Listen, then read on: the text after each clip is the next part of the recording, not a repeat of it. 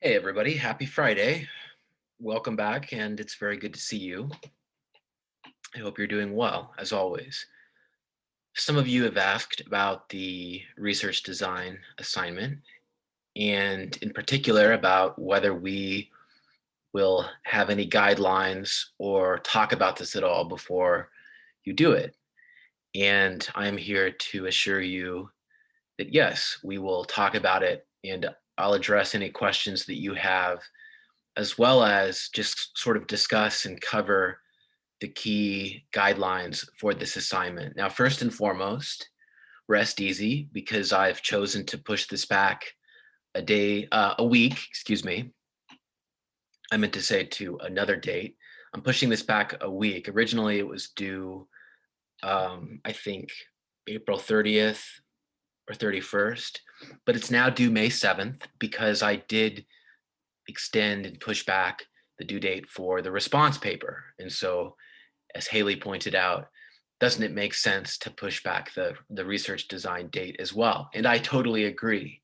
And so thank you for pointing that out. I hadn't actually thought about that, but it is important. But anyway, I don't want you to stress about this too much. It's probably less involved than you think. I don't want you to wait until the night before. I'd like you to begin as soon as possible. And maybe ideally, you've already been thinking about a topic of interest to you, but still, it's an assignment that should be manageable and that shouldn't demand too much from you.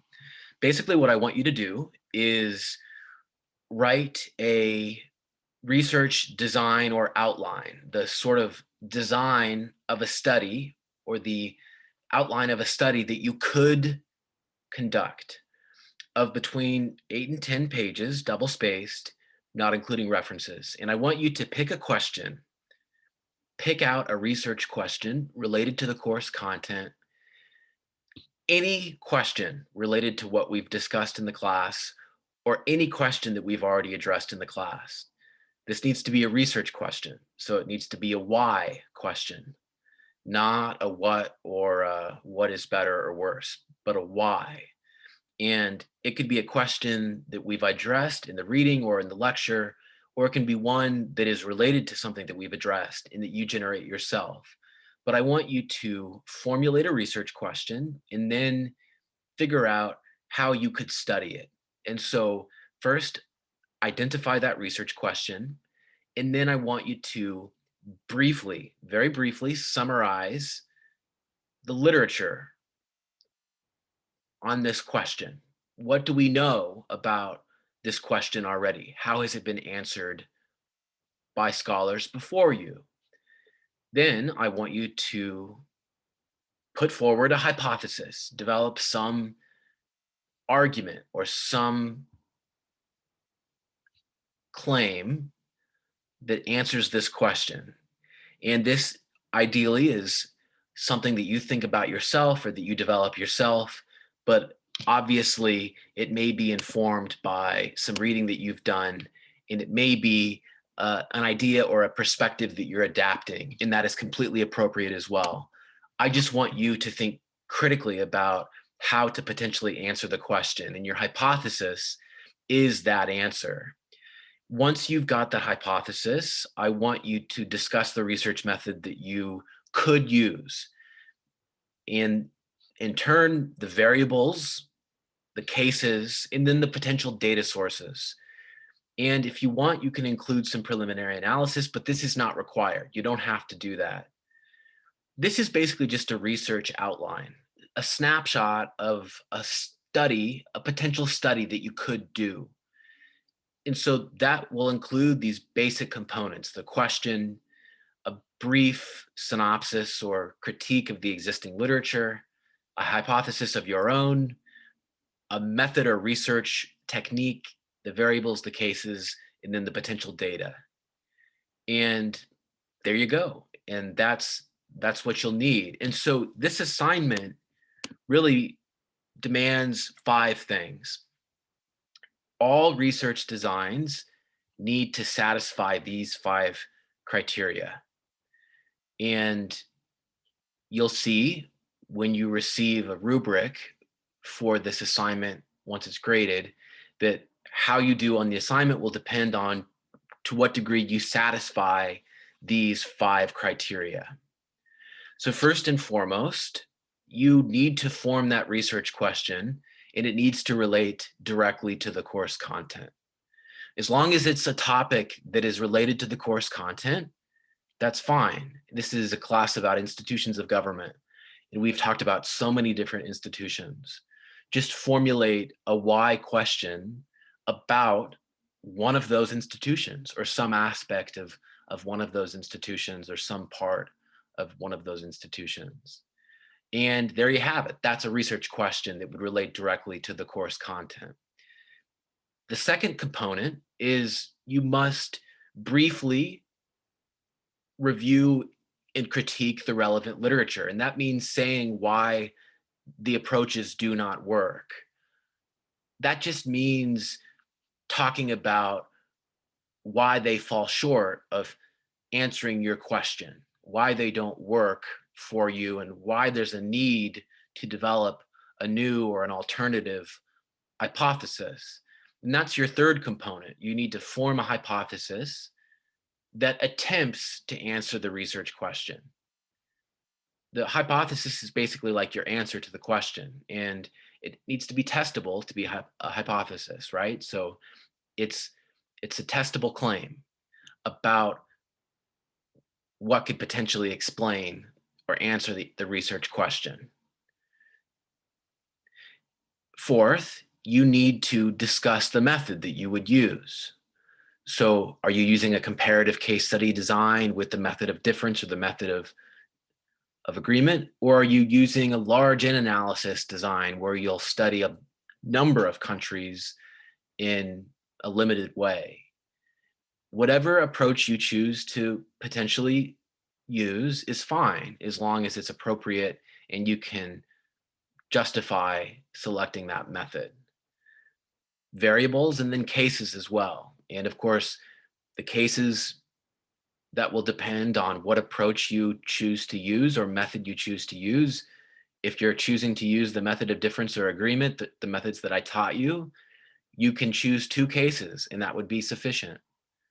If you're choosing to propose a large N analysis, you would just need to say what your cases would be. Are you looking at the countries of the world?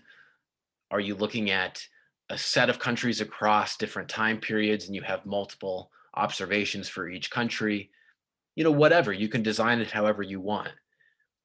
Theoretically, your design might be informed by the way you understand the readings that we've done in this class. And so, for example, the Leipart reading is a reading that focuses on these big comparisons and a large number of cases and a few data points for each case in the analysis of these cases.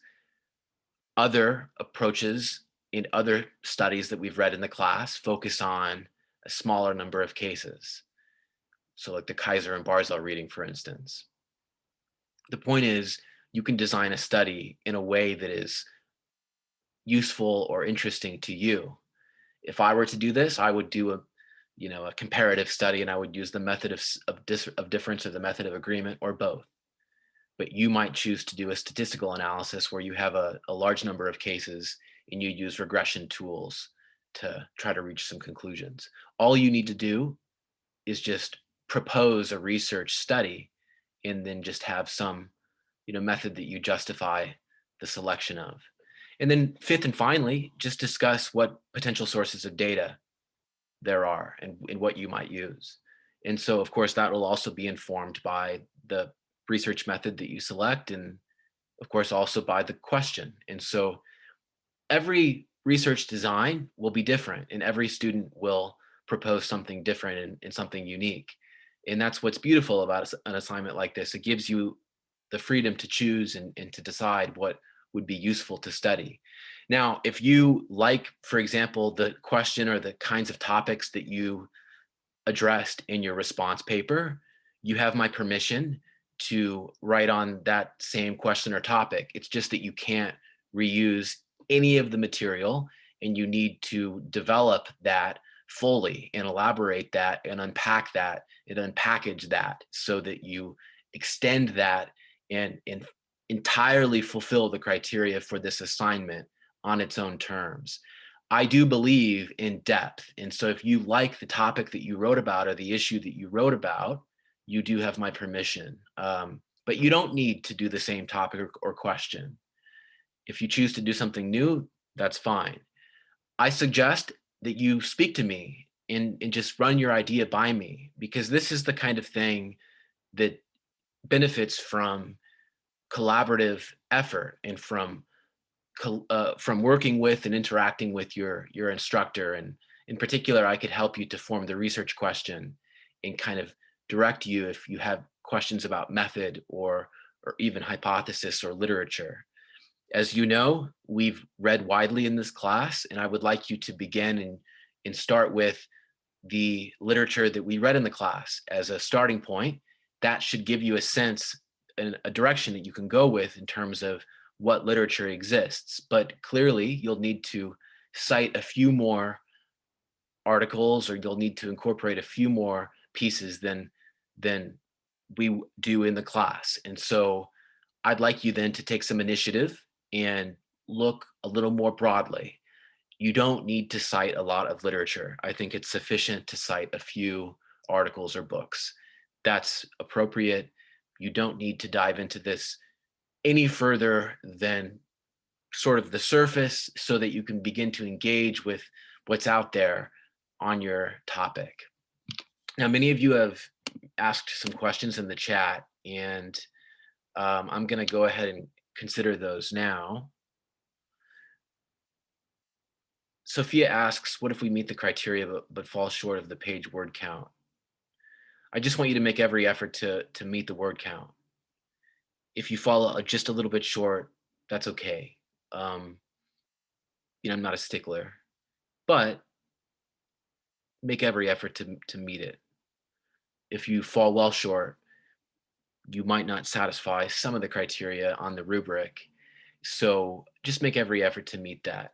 But if you're at a point where you don't know where to go with it and you're spinning your wheels, meet with me as well, because that's where I can help you to generate or brainstorm and think about what else to say about the topic. Does anyone have an idea or something that is interesting to them that they would want to potentially write about?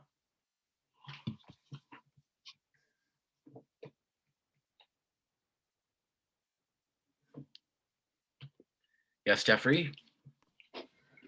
Something that I was actually interested about writing was why have democracies declined in the last in the last 2 years. I would say I would say that would be my research paper. So I hope you'll allow me to respond and to use your idea as an example.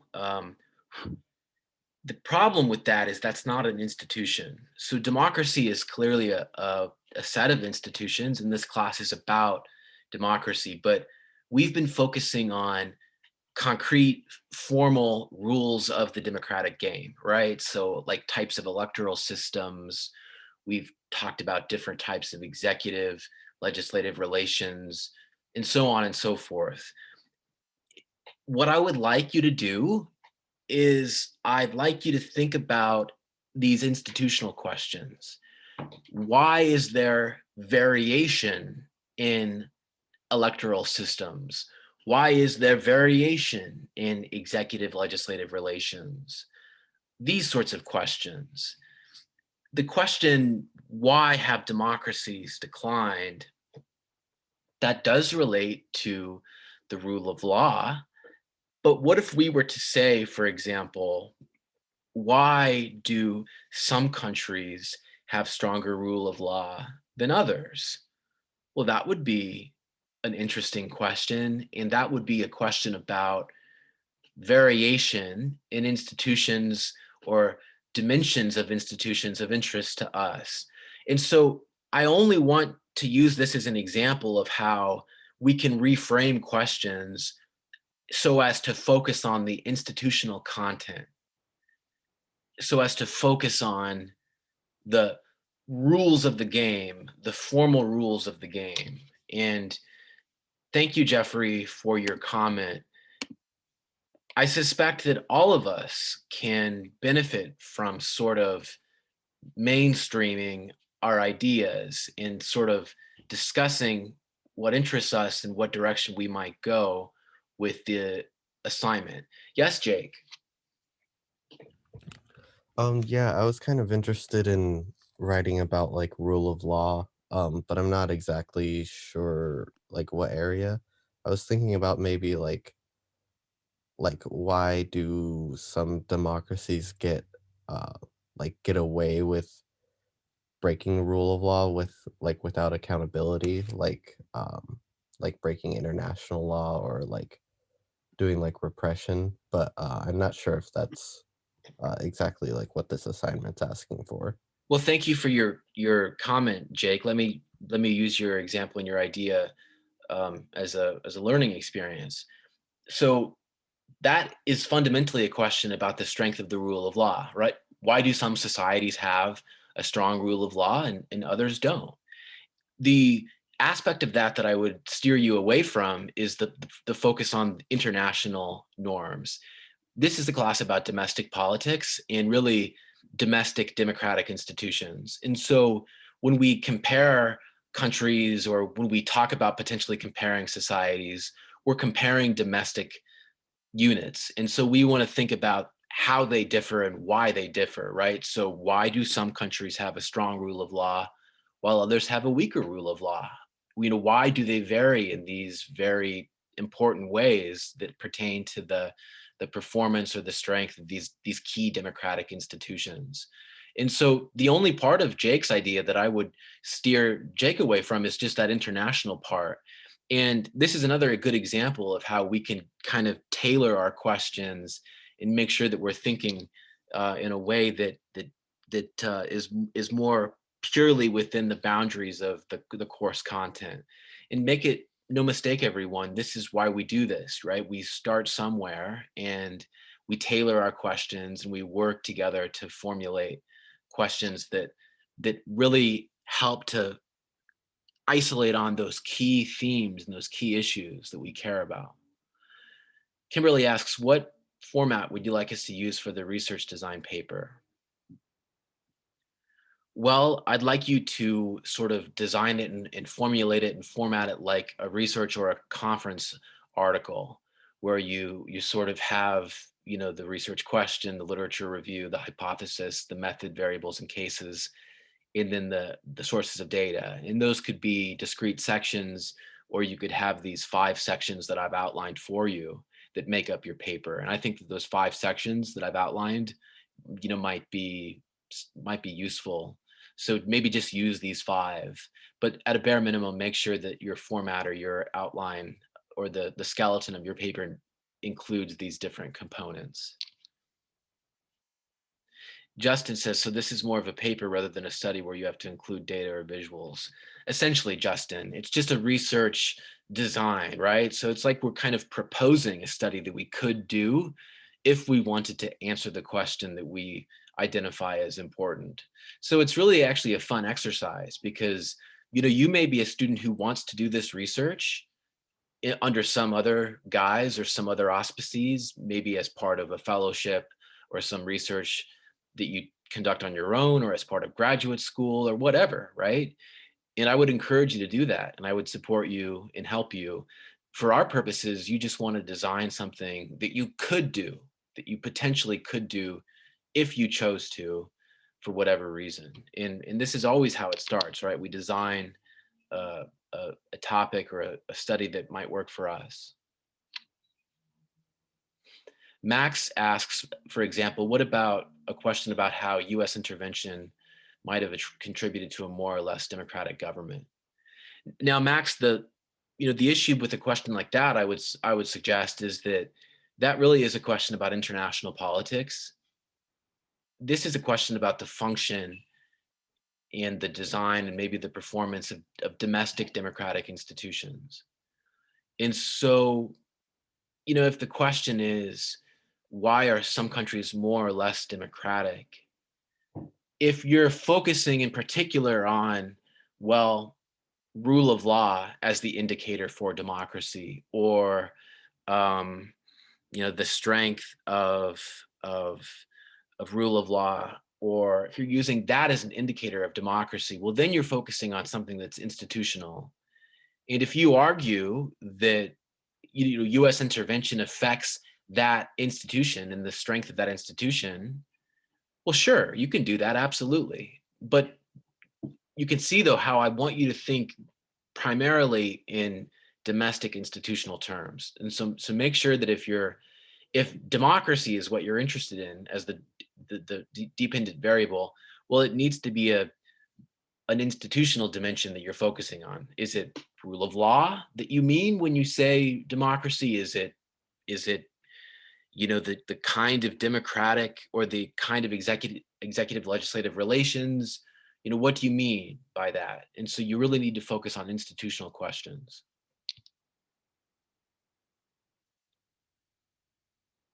Michael, the priority is the word count, but I just give you the page range because students sometimes want to know, around or in the neighborhood of the paper or where it is. Jeffrey says, what about the question, why is judicial review undermined in many democracies? Is that an institutional question? Well, if we're asking why is judicial review more of a norm in some democracies and less of a norm in others, that's a question about institutions. Definitely, because we're observing variation.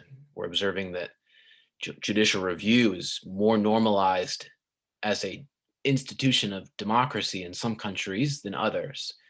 We'd want to then explain the variation in the extent or the normalization or the role of judicial review. And you'd have, your case where there's a lot of judicial review and there's then a case where there's less judicial review.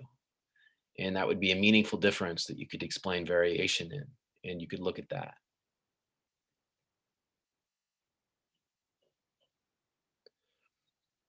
Sophia has asked or commented on the relationship between poverty, corruption, and violence in Mexico. So I would encourage you to think about how that relates to institutions. Can you identify an institutional variable or some variable that relates to the institutions that we've studied in class? And so is there an institutional component? What is the institutional variable or the dependent variable that relates to the course content, in your idea? And you need to think more about that. Mason, it's possible that my audio is breaking up. We've had some difficulty with the connection here, unfortunately.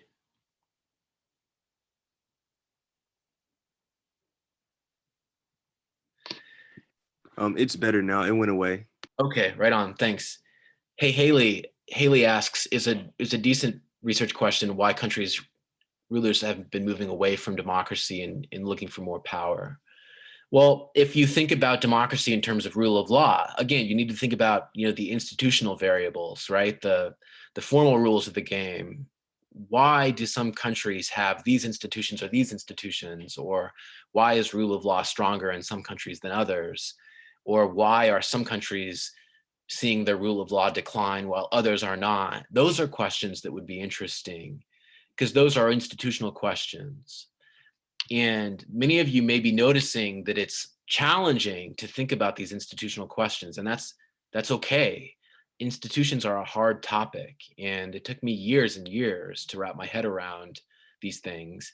What I discovered is that the best way to think about institutions is to think about statics, right? Countries have institutions, and when you look at those institutions by themselves, you can't understand what's distinctive about them. But if you look at another country's institutions and you compare the country's institutions, you begin to notice the differences. And it's then that the differences in the institutions begin to appear. And it's then that you can formulate the questions. Why do the electoral systems vary? Why does the rule of law vary? Why do the executive legislative relations vary? and so on and so forth.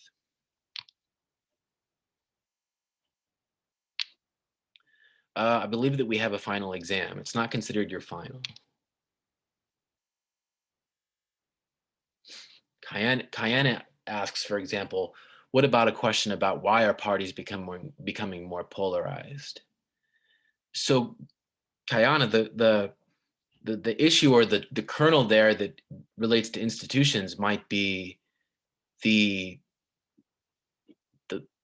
party system component, right? Remember that some countries have party systems with many parties and some have party systems with fewer parties. And so polarization relates to the party system, but I would encourage you to try to think more about the institutional part. And so can you think more about the institutions, the formal rules, the differences between countries?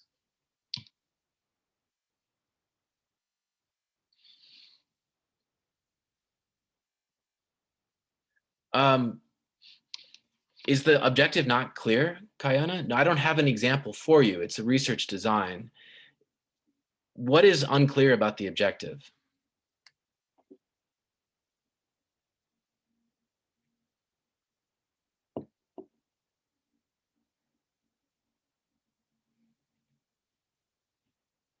What is unclear about the objective?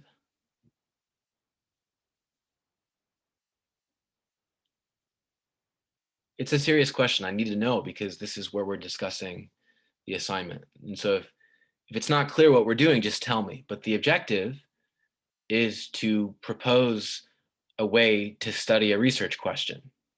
And so that involves forming a question, that involves, so it's not clear then the institutional aspects. So what I mean is I want you to pick an institution from the class and then form a research question around that.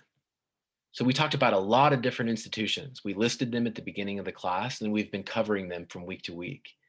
And so the entirety of the class has been built on studying these institutions. So I want you to develop a question that relates directly to one of those institutions. Michael asks, are Freedom House, Gallup, and Pew Research good enough sources? Freedom House is probably going to be useful. Gallup and Pew maybe less so, but it's going to depend on your question. It's going to depend on your question. But as far as the institutional component is concerned, I just want you to think in terms of the items and the issues and the themes that we've studied in the class. And so the different institutions. And so if that's not clear, I would review the lecture and the syllabus in particular to look and remind yourself of what those institutions are. Are there other comments or questions about this? So, Professor, can we speak about institutions like in other countries, or does it have to be domestic? Well, remember that these exist everywhere, right? Every country has institutions, and so they differ. And so you're talking about institutions in general, right? And so any number of countries can be examples of them. This isn't a paper about the United States. And so we've been studying countries all over the world as different examples, but the question that you choose is going to be a question that relates to a particular institution in general, right? And so not necessarily a country. We don't want to make a paper based on a country. We only want to use countries to the extent that they are examples of something that we're writing about.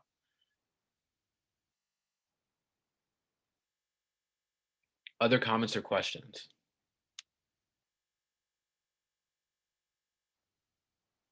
Yes, Jeffrey. So I wanted to ask if we can briefly discuss what do you mean by discuss the method variables in cases. So when you form a research question and then you form a hypothesis, you can test that hypothesis in a number of ways. You can use those comparative case study methods, the method of difference or the method of agreement that I taught you at the beginning of the class. You can use a large N method where you have lots of countries and you use statistical analysis. You could do experimental methods and design a study that you conduct in a laboratory. The point is that you can use a variety of different methods, and I want you to think about what method might be appropriate for your particular question. And so for many of you, it may be the method of difference or the method of agreement. And I would encourage you to think in those ways, because normally we study a few cases and we look at the big differences between the countries in terms of their institutions, right? The differences in the electoral system, for example. The variables, those are those parts of your argument, right? So if you're studying differences in electoral systems, some electoral systems are proportional representation, some electoral systems are majoritarian. And so the variable would be electoral system. And you might set out to figure out what variable explains variation in the variable of electoral system. And so the variables will be what you're studying. And the cases, those are the countries or the examples that you're using to potentially analyze your question and test those hypotheses. So if you're using a comparative analysis and comparative design, you have a couple cases or a few cases that you've selected and that you can use to test your hypothesis. So you'll remember that I taught you the method of difference and the method of agreement. And so those methods should become useful in this assignment, because this is where you're beginning to propose ways of studying the question or the topic of interest to you. So what questions or comments do we have at this point? I'm sure that we may have additional comments or questions.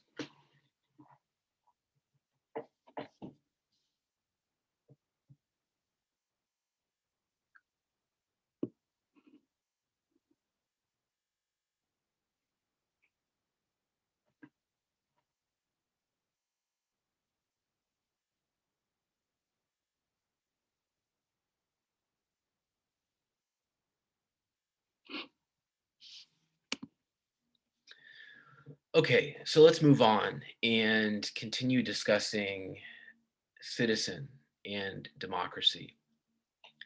Remember that citizen is one more example of an institution, and these institutions are those formal rules of the game and those informal norms that structure political behavior.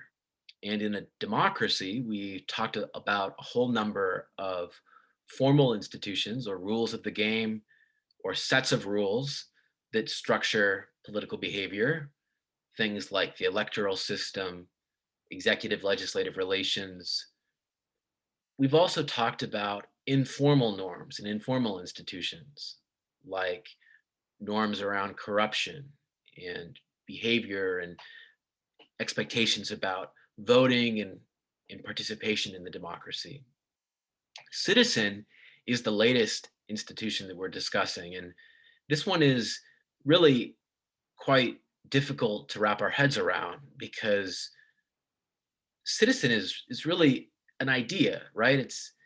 It is a thing in the sense that you and I may be citizens, but citizens aren't born, right? You're born a Homo sapiens sapien, a person with flesh. You're made a citizen when the state uses its authority to confer that status upon you. It's a political designation, right? It confers upon you membership and belonging in a community. And in that regard, citizen is an institution that is created and that relates directly to you and I, and that has to do with democracy, but that is different than, say, those rules of the game that structure our voting on election day or the way that seats are allocated once votes are counted. When we begin to talk about a citizen, we talk about the history of citizen and the way that the idea of citizen evolved. We eventually arrive at the present day where contemporary democracy begins to distinguish between electoral democracy and direct democracy. Electoral democracy or electoral participation is the form that you and I are most familiar with. That form that involves going to the polls on election day and voting and electing representatives to act in our place. This is formal, straightforward, old school electoral participation. It is formal and procedural, and it is an aspect of the process of democracy. It's the process of elections. But there's also other forms of participation that are more direct and that are more deliberative and that connect the voter, the citizen, more closely to the decision-making process and that involve initiative or direct action by ordinary people. These forms of participation and this form of democracy and these institutions we associate with direct participation or direct democracy. And this is very contemporary, and it's something that is more understandable in our current context. And it relates to things like voting in referendums or plebiscites. It has to do with proposing legislation via popular initiatives or other ventures or political initiatives advanced by popular mobilization or popular or collective initiative, as opposed to top-down or government initiative. It has to do with recalling representatives through any popular effort or any initiative that doesn't begin above in formal, procedural, ordinary democratic fashion. Direct democracy is about popular participation and direct participation through channels and via means that enable ordinary people to initiate a process of decision making or participate directly in democratic politics, as opposed to electing representatives to act in their place. Now, we don't have to choose. Most democracies, and especially in Latin America, most contemporary democracies blend elements of both to varying degrees. And especially in South America, direct democracy has become quite common. And recall elections, popular initiatives, referendums, plebiscites, these have all become very commonplace, especially in places where presidents are unpopular and where Congresses and legislatures are relatively weak and unable to exert control or represent voters in a way that is more adequate in their view. And so oftentimes in places like Peru, voters use recall and initiatives and referendums and plebiscites to throw out unpopular leaders. And this takes place at all levels of government. And in some cases, it's especially common at lower levels of government, like the local level or the state level. And so direct democracy is very different than electoral democracy, even though we don't necessarily have to choose between them. And the reading that you've done for this week highlights that in Latin America in particular, direct participation and direct democracy often complements electoral participation. Jeffrey asks, in a direct democracy, are citizens elected randomly to vote on policies? No, not quite. I mean, in a direct democracy, theoretically, citizens themselves vote on everything. They're not elected to vote on everything. They literally vote on everything. That's the theoretical idea. In practice, that's never the case, right? Even when mechanisms of direct democracy exist, it's always circumscribed just how many decisions ordinary people make. But this is getting ahead of us just a little bit, and I want to begin to talk a little bit more about these mechanisms of direct participation and what they mean, how they can vary. Remember that, as I've already established and said over and over, what we care about are the differences from country to country in the institutions. And so those differences relate to things like differences in the following: whether direct participation mechanisms are mandatory or not, that is, whether they are compulsory. So do you have to vote in the plebiscite? Do you have to participate in the referendum by law or not? They differ in whether or not the result is binding or just consultative. So sometimes the law says that the result of the referendum is binding. Sometimes the law says the result of the referendum is not binding, and the resolution is merely consultative or to be taken under advisement. That's an important institutional difference that appears when you consider different countries and their differences. The third one is whether or not the mechanisms are proactive or reactive. That is to say, whether the initiative seeks to alter or sustain the status quo. If it's proactive, it's seeking to alter the current situation. If it's reactive, it's trying to sustain the status quo in the face of efforts to alter it. This is another important difference from country to country, or from initiative to initiative, or referendum to referendum, and so on. And then finally, and this is one of the most important differences, there's an important difference in whether the mechanisms are top down or bottom up. That is, whether they are initiated by the government or by the citizens. Now, if it's direct democracy and direct participation, theoretically, it should be bottom up, right? It should be grassroots. And so this is where it gets more complicated. In many Latin American countries, lots of direct democracy initiatives are top down. They're initiated by the government. But how direct is that? Or how grassroots is that? That sounds like it's just a government exerting influence or authority by some other means.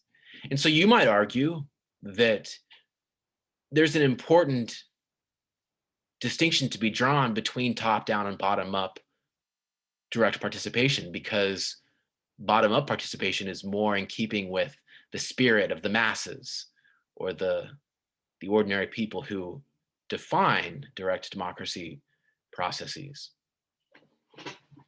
These are some of the differences that emerge when you consider variation from country to country. And in Latin America, there's a lot of variation. And one of the most important forms of direct democracy takes place at a local level.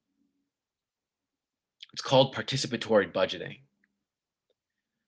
This is basically a form of democratic deliberation where ordinary people like you and I decide how to allocate part of a municipal or public budget. So you and I are involved in deciding how to spend money, public money, and there's an institutional arrangement that supports this deliberation. And it's meant to really narrow the gap between the preferences of voters and the services that they actually receive, the public services that they actually receive. The idea is put people in charge of the things that affect them at a local level and involve them in the process through a series of institutional innovations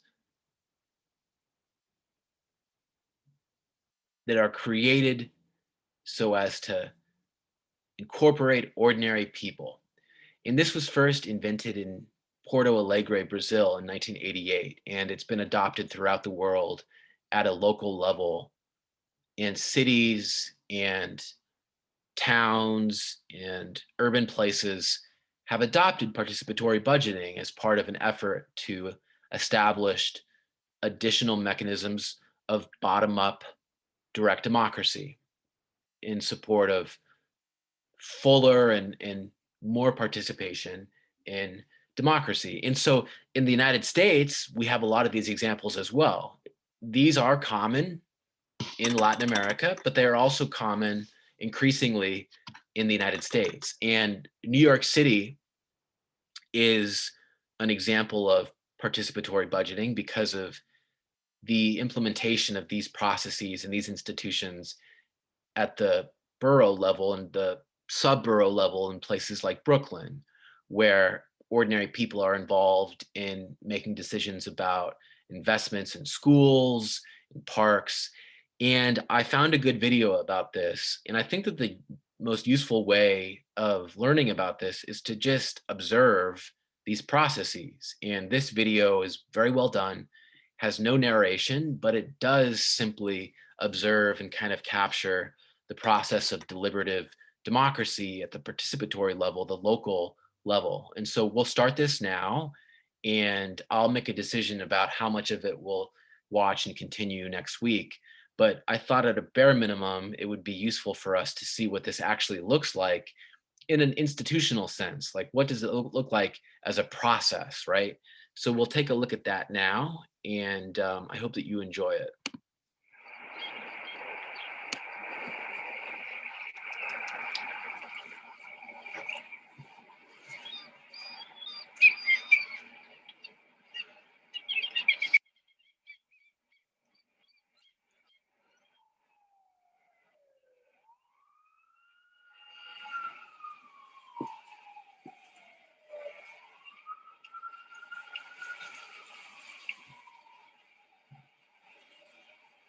All right, one last question. Clap really loud if you are satisfied with the way funds are spent in city government these days. Okay, now let's hear clap if you think you could do a better job of making some of those decisions. Budgets are really the essence of what government does, right? So we're kind of cutting out a lot of the talk and rhetoric around budgeting and allowing community members to make direct decisions about money in their community. You know, it's our taxpayer dollars. So why not allow us to have a greater say in how money gets spent in our community? Este dinero tiene que apoyar a nuestra comunidad porque hay muchas necesidades aquí y viene mucha gente rica y no queremos un desplazamiento de nuestra comunidad, sino queremos enriquecerla y revitalizarla. Eso es lo más importante. Here's a map of our district. Y entonces los proyectos que estemos hablando tienen que ser un proyecto que dure más de 5 años en la comunidad. We're along the highway. I live literally on 57th and 3rd. When I get home at this hour at night, I'm literally with my cell phone in my hand, like this, clutched in my bag, because it's dark. It's scary at night. Want to do like the side streets, let's say between, I want to say between 45th all the way to 50 something. That's a good idea. Yeah, between like 3rd and 5th.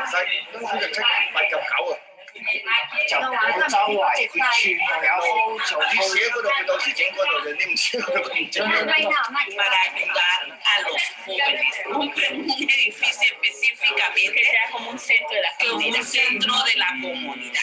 Imagínate que uno tenga un centro. Todos queremos eso, pero es que no hay. Imagínate que hay un centro. Más gente tendremos los votos, pero tenemos que unirnos para los mismos proyectos, eventualmente, en fin.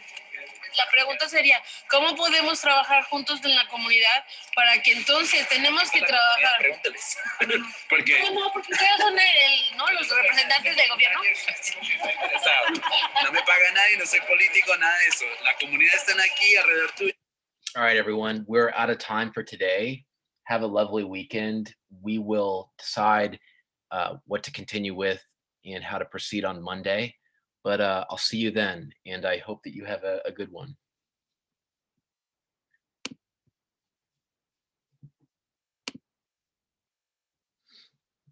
Thanks, everybody. Have a good one. Come see me if you've got questions about the paper. Bye, Professor. Have a good weekend. You too, Max. Thanks.